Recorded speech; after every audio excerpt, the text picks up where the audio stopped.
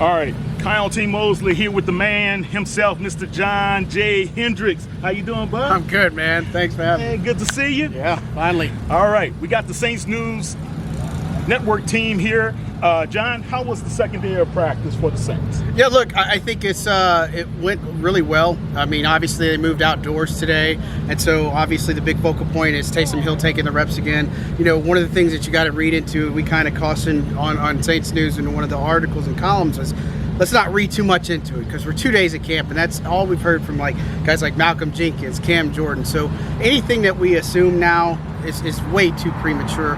And what Sean Payton said after the practice is that we're talking about installing kind of these base packages right now. So look, I would expect to see Jameis Winston tomorrow at Saints training camp. I think that's where we're going to look at. But look, I think Hill looked pretty good today again. Winston looked sharp too. I thought the defense had some really good moments. Carl Granderson made a couple of sacks.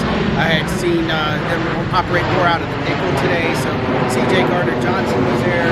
Pete Warner had stepped in with Demario Davis. I know that's something fans were kind of waiting to see a little bit. And then obviously on the offensive front, no real surprises there.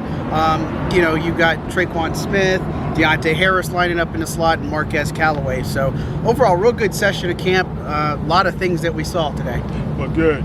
Any rookies stood out on today's practice? As far as rookies go, you know, it's hard to say much of them stood out. Again, I think that Chris Hogan stood out really big. You know, he made a great adjustment on a Jameis Winston throw where he was able to go up in the air and able to catch it. So, you know, it just shows off his veteran presence right there, you know.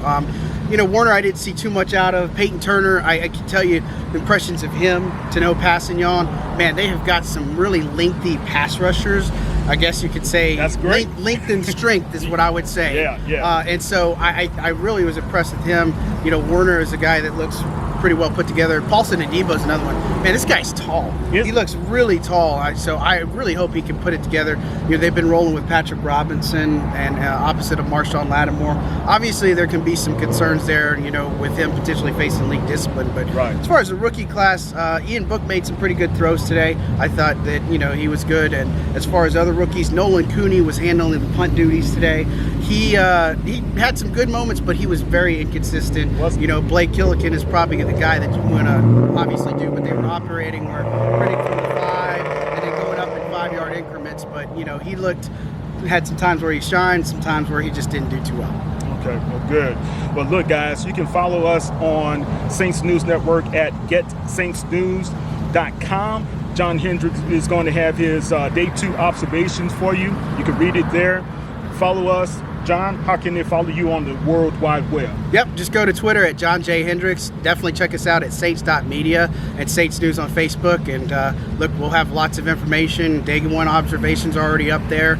We'll get day 2 out for you soon. And then, you know, I'll be here in camp as much as they'll let me. Well, look, we're going to make sure he's here. All right. I'll be reporting tomorrow with John on day 3. And we should have a little bit more exclusive video and some more photos for you guys as well. Take care.